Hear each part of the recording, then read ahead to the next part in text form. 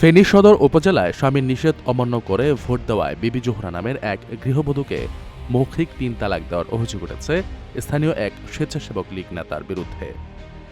বৃহস্পতিবার সন্ধ্যায় ধর্মপুর ইউনিয়নের বাসতলা এলাকায় এই ঘটনা ঘটে।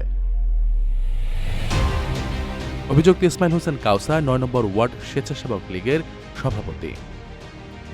স্থানীয় সূত্রে জানা যায়, প্রথমবারের মতো ভোটার হওয়া জোহরা উচ্ছ্বাস নিয়ে কেন্দ্রে গিয়ে ভোট দেন। বিকেলে এ খবর জানতে পেরে ক্ষিপ্ত হন কাউসার। মাগরিবের সময় বাড়ির পাশের রাস্তায় সবার সামনে তিনি স্ত্রীকে মৌখিকভাবে তালাক দিয়ে ঘর থেকে বের হয়ে যেতে বলেন। এ ঘটনায় ক্ষুব্ধ এলাকাবাসী কাউসারকে আটক করে মারধর করলেও পরে তিনি কৌশলে পালিয়ে যান। ২০১৩ সালে বিয়ের পর থেকে তাদের সংসারে ৩ সন্তান রয়েছে। স্বজনদের অভিযোগ, তুচ্ছ ঘটনায় জোহরাকে প্রায় নির্যাতন করতেন কাউসার। গণতান্ত্রিক অধিকার প্রয়োগ করায় তালাকের মতো এমন ন্যাক্কারজনক ঘটনায় এলাকায় তীব্র নিন্দা ও ক্ষোভের সৃষ্টি হয়েছে।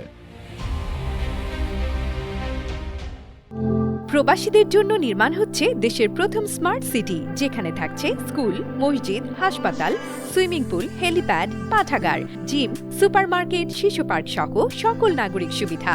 মাত্র ৩০ লাখ টাকা বিনিয়োগে মিলছে আকর্ষণীয় ফ্ল্যাট। প্লাটিনাম ইনভেস্টরদের জন্য ঢাকা বিমানবন্দরে ভিআইপি প্রোটোকল সুবিধা। বিস্তারিত জানতে যোগাযোগ করুন স্ক্রিনে দেয়া হোয়াটসঅ্যাপ অথবা ইমো নাম্বারে।